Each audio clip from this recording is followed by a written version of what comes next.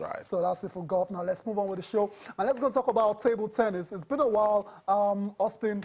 Now we talked about this guy, Quadri. He's been kind of quiet. I mean, by his own standard, he came to the Nigeria Open and it was disappointing. Let's put it that way. Yeah. But he hasn't, you know, sat down in one corner licking his wounds. He keeps on going and going and going. But the story coming out today is he's been named the top seed for the ITTF Polish Open. That's major. Major tire for when an you're the African #1 player. seed.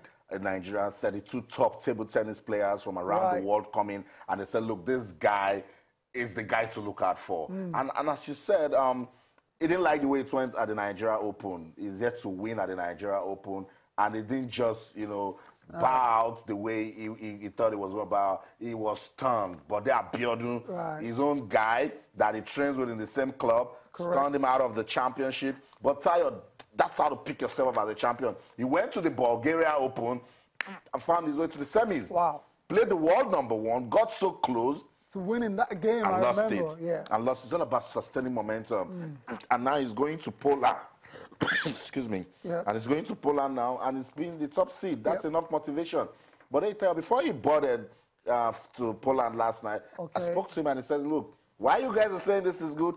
It's a bigger challenge for me. Of course it is. There's a lot of pressure. I mean, when you're the #1 seed, there's this, like, you're having a big target on your back, and the pressure for you to justify that ranking is humongous, and you just have to deal with it, and that's what champions are made of. That's right. It's very interesting to see how he performs at this tournament. Like I said earlier, 2017 has been kind of quiet for Quadri, but his talent is still there. That doesn't go away like that. Just, you know, a few other things that needs to be put in place. I mean, it's incredible that Quadri still talks about coaches, and like at this stage of his career, should have a substantive coach that goes with him wherever he's going. And importantly, Tayo, the guy is busy. He's moving from one competition to the other. There's still the ITTF World Cup coming up where you pair up with Omar Assar in France. That again should put some expense in the bag for him.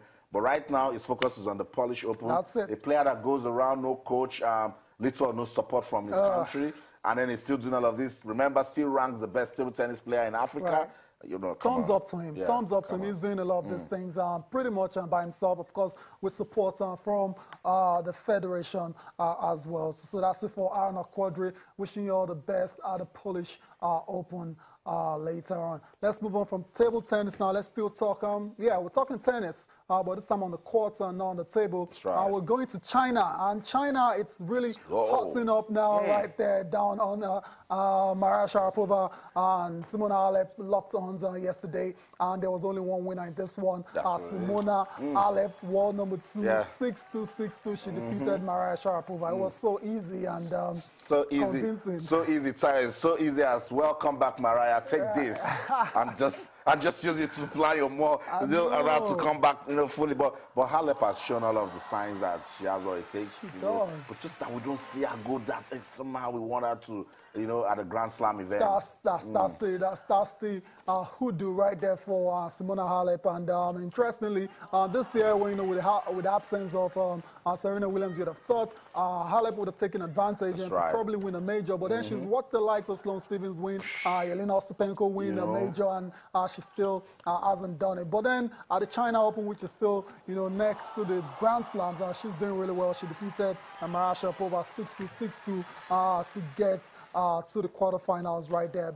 As a matter of fact, that was actually her first win over Maria Sharapova in 8 attempts. So she went up against a player that has had the number over the years, but she was able to, you know, pull out the chestnut out of the fire. That's right. Congratulations to Simona Halep. She goes on to play 11th seed Agnieszka Radwanska in the quarterfinals. That one should also get us talking. If it's a Grand Slam event, we wouldn't know where to, you know, put the money. But for Mariah, people argue, particularly fans, that she has not really played competitive tennis. That's the major first excuse that's going to come.